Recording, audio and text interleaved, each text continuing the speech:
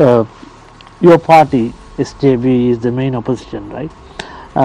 Could you share some detail about what the SJB has done to keep the government in the right track in the last 1 year?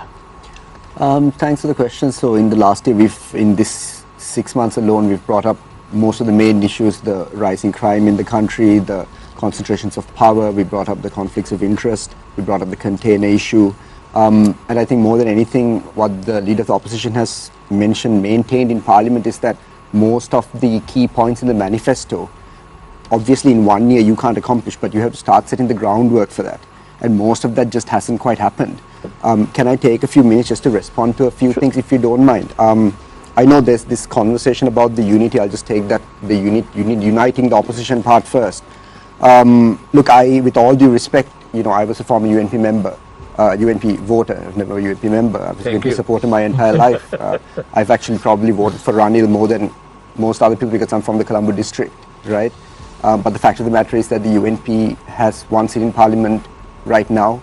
It had 1 seat in Parliament 6 years ago, and it is in essence, it's a dying party, right? So I think there's a lot of media attention being given to the UNP, to Ranil Wickremesinghe, to the convention, to various alliances, but the fact of the matter is the leader of the SJB has clearly said there's a reason why the SJB exists. The SJB exists because of the failures of the UNP, because of the failures of the UNP leadership.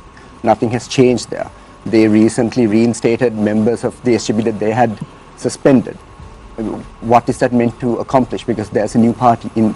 So you don't want to join UNP, right? I think the party is very clear that for there to be any kind of even electoral alliance at the national level, the UNP has to change its culture from within. So, and I think when we talk about, my colleague from the UNP talks about dictatorships, but he has nothing to say about the dictatorship within the UNP.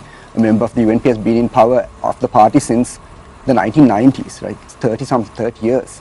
So we have to be honest when we talk about a lack of governance. A lack of governance internally is also a problem, right? When you talk about uniting with the opposition, if we talk about uniting with the SLPP, you're talking about uniting with one of the parties that contributed the most to the economic collapse. Not only that, many members of the SLPP are unwilling to even accept that their party did anything wrong. They'd rather blame COVID, blame the Easter attacks, blame Yahapalme, blame ISBs, blame the JVP with that 3% from 15 years ago, anything but themselves. So I think it's a little difficult for the SJB, for all the SJB's weaknesses, shortcomings and failings.